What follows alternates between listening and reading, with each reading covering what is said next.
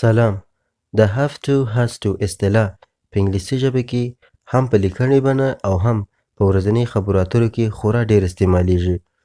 دا چې یاد شوي اصطلاحات څه معنا او څنګه په یوه جمله کې استعمالیږي او د دوی تیر او راتلونکي حالتونه کوم دي د درس په ادامه کې به زده کړو.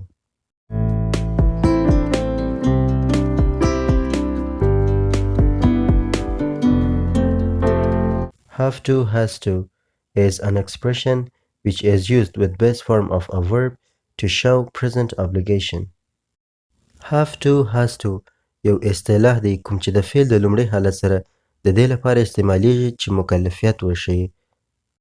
که چیرې په عامیانه ژبه ووایم have to has to موږ هغه وخت استعمالوو کوم چې یو کار ډیر واجب او ضرور وي او have to has to د باید معنا ورکوي. مثلا I have to work hard.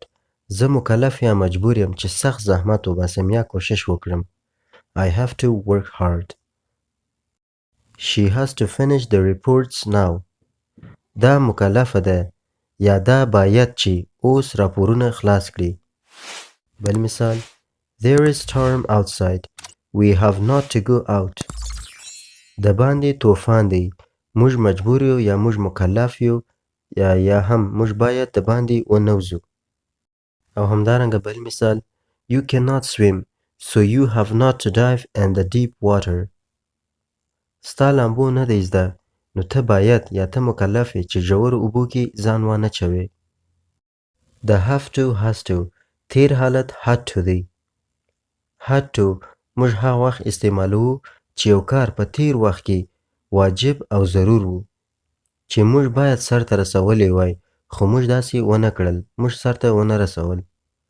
مثلا I was sick yesterday, so I had to go to the hospital. زه پرون مریض وم نو زه باید شفخانې ته تللی وای یعنی زه شفخانې ته لا نړم. بل مثال I had to work hard to achieve the first position in the class.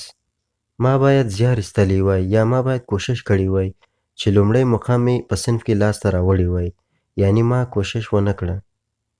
او همدارنګه She had to finish the reports.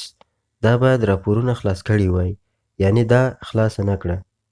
او که چیرې منفي جمله یې وکاروو She had not to smoke in the party. دا باید په میلمستیا کې سیګریټ نه وای څکولی یعنی دا وڅکول. او همدارنګه د have to has to راتلونکي حالت will have to دی.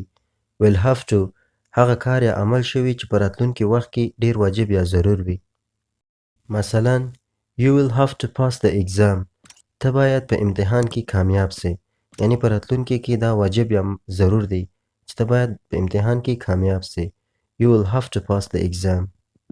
او همدارنګه She will have to come at 8 p.m. دا باید په 8 بجو باندې راسي. I will have to study hard for exam. زه باید د امتحان لپاره سخت مطالعه وکړم. او همدارنګه منفي جمله یې They will have not to tell us lie.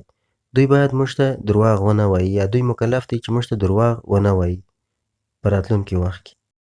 یادونه will have to عبارت د ټولو ضمایرو سره مفرد او جمع سره استعمالیږي یعنی موږ نسو کولی چې will has to د he she it او داسې نور مفرد ضمایرو سره استعمال کړو. د ټول pronouns یا ضمایرو سره will have to راځي. لکه یاد شوی مثال She will have to موږ ونه ویل چې she will has to نو will have to د مفرد او جمع pronouns لپاره استعمالیږي.